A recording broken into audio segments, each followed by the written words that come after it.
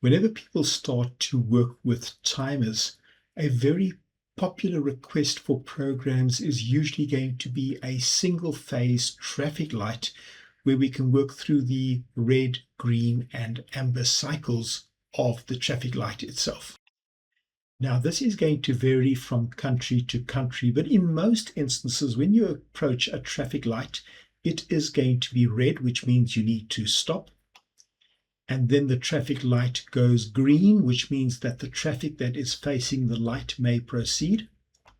The traffic light then goes amber, which means that you need to slow down because it's about to go red. And then the traffic light goes back to red, and it keeps going in this sequence. The timing of the lights is going to differ, but for the sake of my demonstration, I've made them each operate for 5 seconds. The timing sequence can be quite tricky, but what I've gone and done is I start off with a closed contact, and that comes to the very first of my timers. When that timer is done, in other words, when I get a cue function from it, it will operate the next of the timers, and when that timer is done, also the cue we're going to operate the next of the timers. That becomes timer number 2. And right at the top, timer number 2 Q is going to reset everything. So we're going to start off with the timer at the top. We'll time it, in my case, for 5 seconds. It then triggers the next timer, which will run for 5 seconds.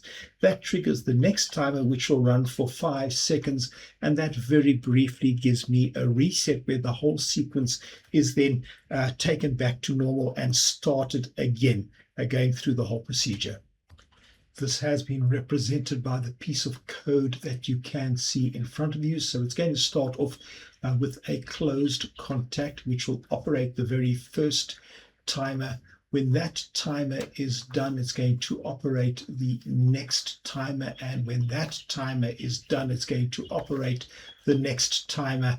And when that is done, it's briefly going to reset the whole procedure, and then we're going to repeat it over and over again. The tricky bit is to actually get the lights to work with the right sequences. And so for the red light to work, I will look at what timers are related to it. Likewise, the green light is going to have a certain amount of sequencing, and the amber light is going to have a certain amount of sequencing.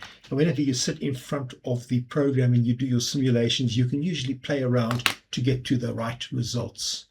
And so we are ready to go and test the circuit just to make sure that it is going to work for us.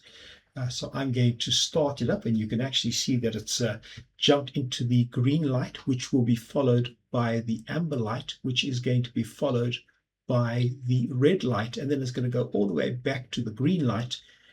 And so it's going to sequence the whole time through this program.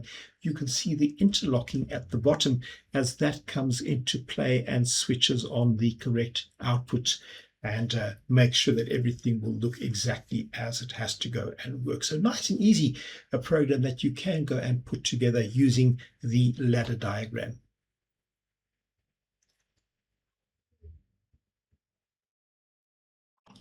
This is a very popular program to write during the courses, and I'm sure you'll enjoy trying to build it yourself as well.